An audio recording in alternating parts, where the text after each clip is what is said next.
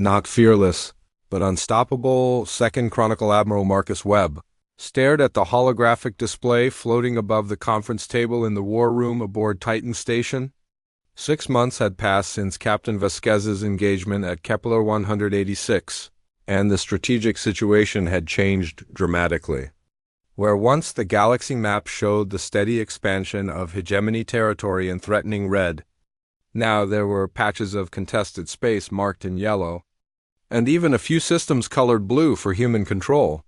The hegemony has shifted their entire military doctrine, reported Colonel Zhang, the intelligence chief.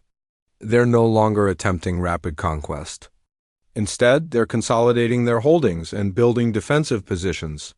Dr. Sarah Okafor, the fleet's chief xenobiologist, leaned forward. The psychological profiles we've developed on their leadership. Cass suggests this change goes against every instinct they have. The hegemony doesn't just want to win wars, they want to win them in the most efficient way possible. What we did at Kepler 186 violated their understanding of rational warfare. Webb nodded grimly. The human fleet had grown significantly since that first engagement, but so had the hegemony's respect for human capabilities. What had begun as a punitive expedition to crush an upstart species had evolved into something far more serious. "Show me the Proxima Centauri situation," Webb ordered. The display shifted to show a star system where human and hegemony forces had been locked in combat for 3 months. Unlike the swift, decisive battles that characterized most hegemony conflicts, this had become a grinding war of attrition that neither side seemed able to win. The humans defending Proxima Centauri are miners, technicians and colonists, Colonel Zhang explained. They have no formal military training. By every tactical analysis, they should have surrendered weeks ago. But they haven't, Dr. Okafor added. They've turned mining asteroids into weapons platforms, civilian transport ships into suicide bombers, and their own colony habitats into fortresses. The hegemony commander has requested reinforcements twice and been denied both times. Webb studied the tactical readout. The human defenders had taken horrific losses, but they had also inflicted casualties on the hegemony at a rate that was strategically unsustainable for the larger force. It was Kepler 186 all over again, but on a planetary scale. "There's something else," John continued. "We've intercepted communications suggesting dissent within the hegemony command structure. Some of their military leaders are questioning whether humans are worth the cost of conquest. And the others? The others want to make an example of us. They believe that if they don't crush human resistance completely, other species might get ideas about fighting back." Webb walked to the viewport and looked out at the construction yards where dozens of new human warships were taking shape. These weren't the elegant vessels that had characterized human space forces before the war. They were ugly, functional, and designed with one purpose in mind: to hurt the enemy badly enough that victory became too expensive to pursue. "Admiral," Dr. Okafor said quietly, "we need to discuss the psychological cost of this strategy. Our crews are suffering casualty rates that would have been considered unacceptable before the war. Post-battle psychological evaluations show signs of severe stress, but also something unexpected, which is pride. Despite the losses, despite the fear, human crews consistently report high morale and strong unit cohesion. They know they're fighting against impossible odds, and that knowledge seems to strengthen rather than weaken their resolve." Webb turned back to the conference table. "That matches what I'm seeing in the reports from frontline commanders. Our people are scared, but they're not broken. If anything, they're getting more determined with each engagement." The holographic display chimed with an incoming priority message. Webb activated it, and the image of Captain Elena Vasquez appeared. Her uniform was singed, and there was a bandage over her left eye, but she was smiling. "Admiral, this is Captain Vasquez reporting from the Altair system. We've successfully defended the mining colonies against a hegemony assault force. Casualties?" Webb asked. "Heavy, sir. We lost 4 ships and took significant damage to all remaining vessels. But the enemy lost 9 ships, including 2 heavy cruisers. More importantly, this is the third time this month that a hegemony force has withdrawn rather than accept the losses necessary to complete their mission. Webb felt a mixture of pride and sadness. Every victory came at a terrible price, but each victory also proved that the hegemony could be beaten. "There's something else, Admiral," Vasquez continued. "We captured some enemy personnel during the battle. Their commander wants to speak with you directly. Put him through." The display flickered, and suddenly Webb found himself face to face with a hegemony officer. The alien was tall and elegant, with the cybernetic enhancements that marked him as a member of the warrior caste. His expression was difficult to read. But Webb had learned enough about hegemony body language to recognize confusion and frustration. "I am Fleet Commander Zarthik," the alien said in accented but clear English. "I wish to understand something about your species." Webb waited, knowing that saying nothing was often more effective than any response he could give. "We have studied your military capabilities," Zarthik continued. "Your technology is inferior to ours. Your ships are poorly armed and inadequately shielded. Your tactical doctrine is primitive. By every rational measure, you should have been defeated months ago. And yet here we are," Webb replied. "Yes, here you are." Zarthik leaned forward, his enhanced eyes reflecting the light. "What I do not understand is why. Your losses are catastrophic. Your survival chances diminish with each engagement. Why do you continue to fight when surrender would preserve more of your population?" Webb considered his response carefully. This wasn't just a conversation between enemies. It was an opportunity to plant seeds of doubt in the hegemony's certainty about their own invincibility. "Because surrender isn't survival," Webb said finally. "It's just a slower form of extinction. Humans have a saying, 'Give me liberty or give me death.' Most species interpret that as a choice between two alternatives. Humans see it as the same thing expressed differently." Zarthik's head tilted in a gesture that Webb had learned indicated confusion. "You equate death with freedom?" "We equate freedom with life worth living. Without the right to determine our own fate, we're already dead. We just haven't stopped moving yet. This is not rational." Webb smiled. "No, it isn't. Rationality says we should analyze the odds, weigh the costs, and make the logical choice. But humans learned long ago that logic has limitations. Sometimes the illogical choice is the only one that leads to survival. You speak as if irrationality is a strength. In the right circumstances, it is. You fight efficiently because efficiency is logical. We fight desperately because desperation is honest. When you calculate the cost of defeating us, you include the losses you'll take. When we calculate the cost of freedom, we include everything we're willing to sacrifice." Zarthik was silent for a long moment. "The High Command believes that sufficient force will eventually break your resistance." "The High Command is probably right," Webb admitted. "If you're willing to pay the price? The question is, how much is the conquest of humanity worth to the hegemony? We have conquered 47 systems, none of which cost you what we're costing you. None of which made you question whether victory was worth the price. We're not just fighting your ships, Commander. We're fighting your assumptions about how wars are supposed to work." The alien's enhanced features showed something that might have been frustration or might have been respect. "You intentionally choose the path that maximizes your own casualties. We choose the path that maximizes yours. Our casualties are a price we're willing to pay for that outcome." "This conversation is concluded," Zarthik said abruptly, and the connection terminated. Webb turned back to his staff. "Analysis." Dr. Okafor looked thoughtful. "He's genuinely confused by human psychology. The hegemony's entire society is built on rational cost-benefit analysis. The idea that an intelligent species would deliberately choose a more costly option simply because it's the right thing to do doesn't fit their worldview. Can we exploit that confusion?" "We already are," Colonel Zhang replied. "Every battle we fight forces them to recalculate the strategic value of human space. Every engagement where we inflict significant casualties despite our losses makes them question whether conquest is worth the price." Webb walked back to the viewport and watched a squadron of human fighters practicing. Attack runs against holographic targets.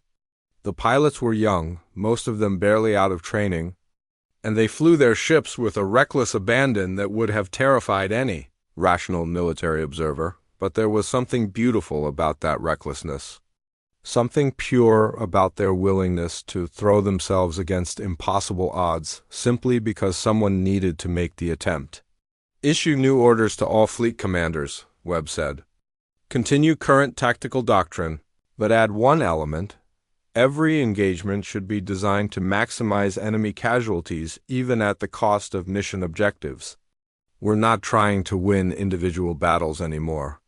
We're trying to make the war too expensive to continue. Sir, Zhang said carefully, that's essentially a strategy of mutual destructi.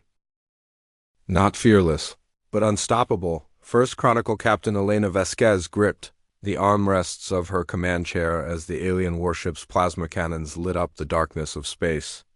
The bridge of the UES Defiance shuddered under the impact, sparks flying from overloaded consoles.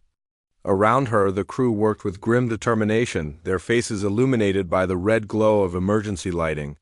Hull breach on Deck 7, reported Lieutenant Chun from the damage control station. Force fields are holding, but barely. Elena watched the tactical display as 3 more hegemony cruisers emerged from hyperspace, their sleek black hulls bristling with weapons that could turn a planet to glass. The human fleet was outnumbered 5-1, just as intelligence had predicted. What intelligence hadn't predicted was how terrifying these ships would look up close, or how the sight of them would make her hands shake despite years of training. "Ma'am," whispered Ensign Torres, the newest member of her crew, "shouldn't we retreat? The hegemony has never lost a battle, never." Elena heard the fear in the young man's voice and recognized it because she felt it too. Every human in the fleet felt it. The hegemony had conquered 47 star systems in the past century, each victory swift and absolute. They were masters of warfare, their technology centuries ahead of anything humanity possessed. Their warriors were bred for combat, enhanced with cybernetics that made them faster, stronger, and more ruthless than any natural being had a right to be. But Elena had learned something important during her 20 years in the fleet, something that made all the difference between cowering in fear and standing up to fight. "Torres," she said, her voice steady despite the tremor in her hands, "being afraid doesn't make you weak. It makes you human. And humans don't run from fights just because we're scared." She activated the ship-wide communication system. "All hands, this is the captain. I know you're frightened. I know these ships look impossible to beat. I know every tactical analysis says we should withdraw and regroup. But here's what those analyses don't account for."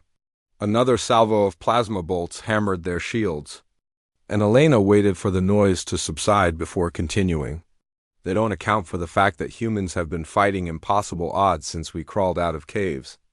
They don't account for the miners on Kepler 442 who held off a hegemony, landing force for 6 hours with nothing but mining equipment and pure stubbornness. They don't account for Sergeant Rodriguez, who carried wounded civilians through enemy fire on Proxima Station even after taking shrapnel to both legs." Elena stood up, her fear transforming into something else, something harder and more useful. "We're not fearless. Fear keeps us alive, keeps us sharp, reminds us what we're fighting for. But we are unstoppable because we keep going when any sane species would quit. Today we show the hegemony what that means." The bridge crew straightened at their stations. Torres's hands stopped shaking as he returned to his console. Around the ship, Elena could almost feel the change in atmosphere as her words reached every deck, every compartment. "Helm, bring us about. Weapons, target their lead cruiser's port engine assembly. Engineering, give me everything the reactor can handle." "Captain," Commander Park, her first officer, leaned close. "The smart play would be to use our speed advantage, hit and run tactics." Elena nodded. "You're right. That would be smart. But smart isn't what wins wars against superior forces. Doing the impossible is what wins wars." She turned to the communications officer. "Signal the rest of the fleet. Attack pattern Eco 7. Ma'am, that pattern puts us in direct assault range. We'll take massive damage. Yes, we will. But so will they, and they're not expecting us to be crazy enough to try it? The human fleet moved as one. 60 ships against 300, their formations tightening as they accelerated toward the hegemony line. Elena watched the enemy ships grow larger on the main screen, their weapons charging for what should have been the massacre of the human expeditionary force. What the hegemony didn't understand about humans was that fear and courage weren't opposites. They were partners. Fear told you when the stakes were high, and courage told you to fight anyway. Every human ship racing towards certain destruction carried crews who were absolutely terrified and absolutely determined to see this through. The first human ship to make contact was the destroyer Pizarro. Captain Santos brought his vessel so close to a hegemony cruiser that their shields interfaced, then detonated his entire magazine of nuclear torpedoes at point-blank range. Both ships vanished in a brief new star, but the explosion tore a hole in the enemy formation that the rest of the human fleet poured through. Elena felt the Defiance shake as they passed through the debris field, fragments of both ships scarring their hull. Status report. Shield generators are offline, but we're through their line, Chun reported. Pizarro bought us the opening we needed. Honor their sacrifice. All ships implement Eco 7 Alpha. Go for their command vessels. The human fleet split into smaller groups, each one targeting a specific enemy ship with everything they had. It wasn't elegant. It wasn't sophisticated. It was brutal, desperate, and exactly the kind of thing that worked when you had nothing left to lose. Elena watched as the frigate Yorktown rammed a hegemony destroyer at full impulse, both ships spinning away in a tangle of twisted metal and escaping atmosphere. The cruiser Mandela took a direct hit from a plasma cannon that should have vaporized her, but somehow kept fighting with half her hull missing and fires burning on every deck. "Captain," Torres called out, his voice tight with concentration, "I'm picking up chatter on hegemony frequencies. Their commander is ordering a withdrawal to regroup." Elena blinked in surprise. "A withdrawal? They're winning." "Not by their standards, ma'am. We've destroyed 12 of their ships and damaged 30 more. They calculate that finishing us off would cost them another 20 vessels, maybe 30. To them, that's an unacceptable exchange ratio." Commander Park shook his head in amazement. "They're retreating because we're making it too expensive to kill us." "That's the thing about humans," Elena said, watching the hegemony fleet pull back toward the edge of the system. "We don't know when to quit. Even when we should, especially when we should." The bridge crew cheered as the last enemy ship jumped to hyperspace, but Elena remained focused on the tactical display. This was a victory, but it was just the beginning. The hegemony would be back with more ships, better tactics, and a healthy respect for human stubbornness. "Damage report," she ordered. "We've lost 19 ships," Chun replied soberly. 17 more are badly damaged. But the hegemony lost more than they've lost in any single engagement for 50 years. Elena nodded. "Signal the Admiralty. Tell them the hegemony can be beaten, but not the way they expect. Send them our tactical analysis and recommend immediate implementation of Project Defiance across all fleet units." "Ma'am," Torres asked, "what is Project Defiance?" Elena smiled grimly. "It's the recognition that humans fight best when we stop trying to be something we're not. We're not the strongest species in the galaxy, or the smartest, or the most advanced. But we're the only species stubborn enough to keep fighting when any reasonable analysis says we should surrender." She looked around the bridge at her crew. These humans who had stared death in the face and decided to spit in its eye instead of blinking. The hegemony fights to win quickly and efficiently. They minimize losses and maximize gains. It's a sound strategy against any rational opponent. Elena's smile widened. "Lucky for us, humans aren't rational. We fight to fight. We endure what can't be endured. We do the impossible because someone told us it couldn't be done." Outside the bridge viewports, the human fleet was regrouping. Damaged ships limping into formation while rescue shuttles searched for survivors among the debris. Every ship that could still fly was already preparing for the next engagement, because everyone knew the hegemony would return, Set course for the Vega shipyards, Elena ordered. We need repairs, reinforcements, and more ships designed specifically for this kind of warfare. Short range, heavily armed, expendable if necessary. Expendable, ma'am, Park asked. The hegemony fights with precision instruments. We're going to fight with hammers. Big, blunt, effective hammers wielded by people too stupid to know when they're beaten. As the Defiance joined the fleet's withdrawal, Elena reflected on what they had learned today. Fear was not the enemy of courage. It was courage's fuel. The hegemony was afraid of nothing because they controlled everything. Humans were afraid of almost everything and fought anyway. That difference, Elena realized, might just save the galaxy.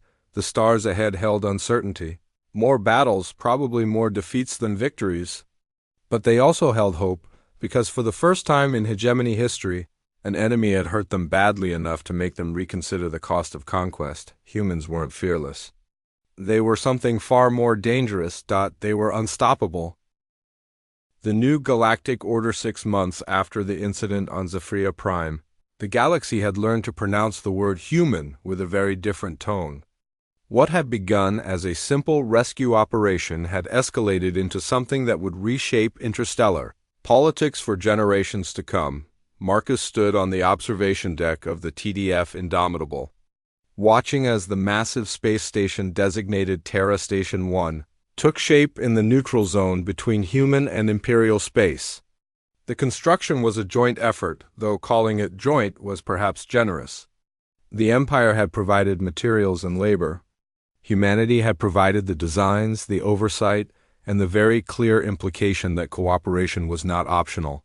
Impressive work, Admiral Chun said, joining Marcus at the viewport.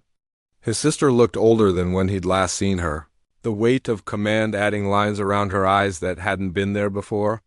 The engineers estimate it'll be fully operational within another 2 months. And then? Sarah's smile was sharp enough to cut titanium. Then we established the first Terran embassy to the Galactic Empire, complete with diplomatic immunity, extraterritorial rights, and a permanent garrison of Marines who really don't like it when people mess with human citizens. The station was a marvel of engineering, combining the best of human military architecture with alien construction techniques. Its design was deliberately imposing, featuring clean lines and weapon emplacements that suggested both defensive capability and the willingness to use it. The message was clear: humanity had arrived as a galactic power, and they intended to stay. The Empire's not happy about the terms, Marcus observed. The Empire can be as unhappy as they want, Sarah replied. They started this when they decided one of our people was merchandise. We're just finishing it on our terms. The aftermath of Marcus's rescue had unfolded exactly as humanity had planned. The Empire, faced with clear evidence that humans were far more advanced than initially believed, had been forced to renegotiate the entire First Contact Agreement. What had begun as a relationship between a galactic superpower and a primitive species had transformed into a treaty between equals, more than equals in some respects. The human fleet's demonstration had been carefully calculated to showcase specific capabilities while concealing others. The Empire now knew that humanity possessed advanced space combat technology, but they had no idea about the full extent of human technological development. Speaking of finishing things, Sarah said, producing a datapad from her uniform pocket. Intelligence finally tracked down everyone involved in your capture and sale. Marcus took the pad, scrolling through the information. Names, locations, species classifications, and current status updates filled the screen. Most of the entries showed a simple notation: apprehended by TDF Special Operations. The auctioneer? Currently enjoying the hospitality of a very small cell on Lunar Base 3. Turns out he's been selling sentient beings for decades. The JAG office is having a wonderful time building the case against him. The Krellian guards? They were just following orders, apparently. We turned them over too. The Krellian Consortium with a strongly worded suggestion that they review their employment policies regarding the capture of human citizens. Marcus continued scrolling until he reached the entry he was looking for. Lord Thane? Sarah's expression darkened. Still at large. Whatever he is, he's good at disappearing. But we've put the word out through every intelligence network we have access to. He'll surface eventually, and when he does, we'll be waiting.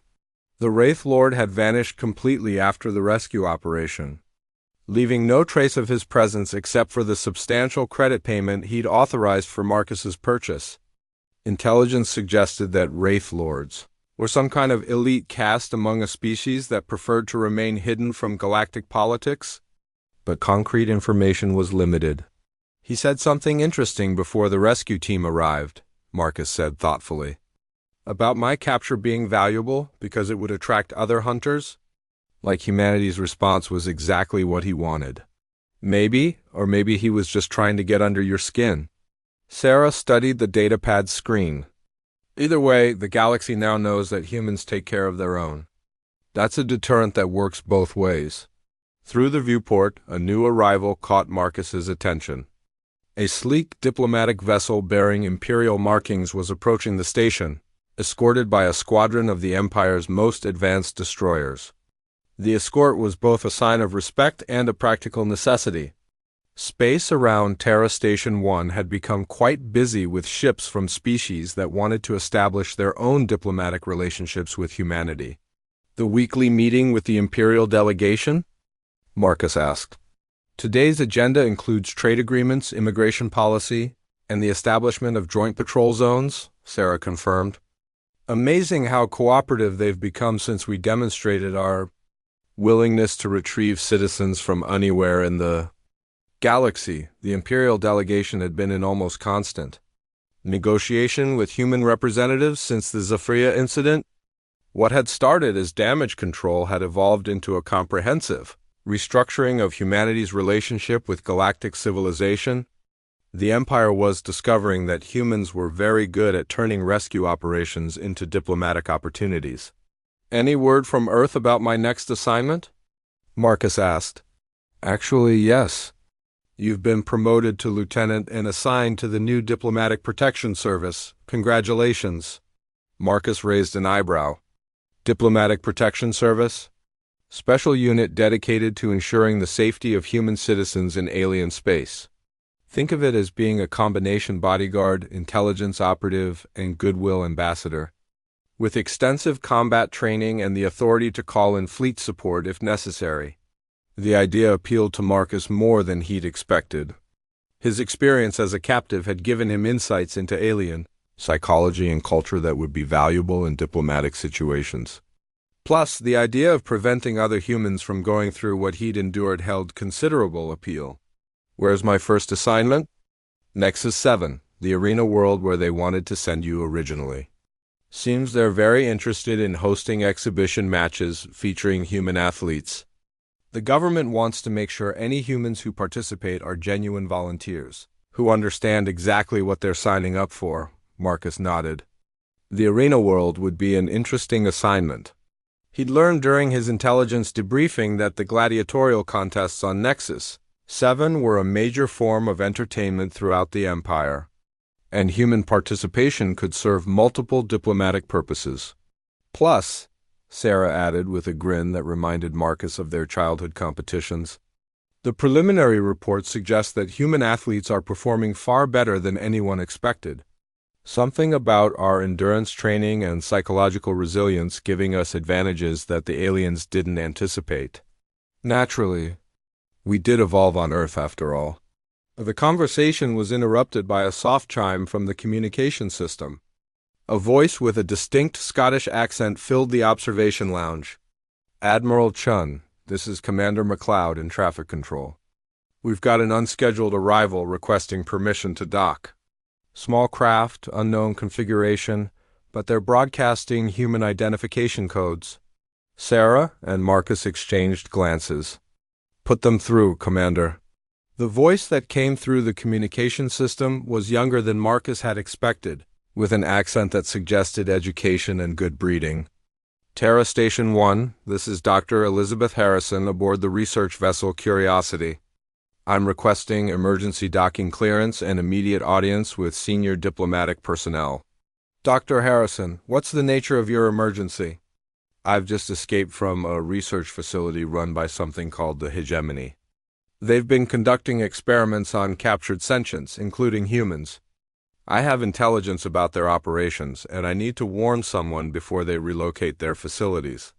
The observation lounge fell silent except for the hum of the station's life support systems. Marcus felt the familiar chill he'd experienced when facing Lord Thane. The galaxy was apparently full of threats that humanity was only beginning to understand. "Grant her emergency clearance," Sarah ordered, "and have a medical team standing by. Marcus, it looks like your new job is starting early." As they watched the small research vessel approach the station's docking bay, Marcus reflected on how much had changed since his capture on Zephyria Prime. Humanity had announced its presence to the galaxy in the most dramatic way possible, and the galaxy had responded by revealing threats and opportunities that Earth's leaders were only beginning to comprehend. The Empire's slave markets had been just the beginning.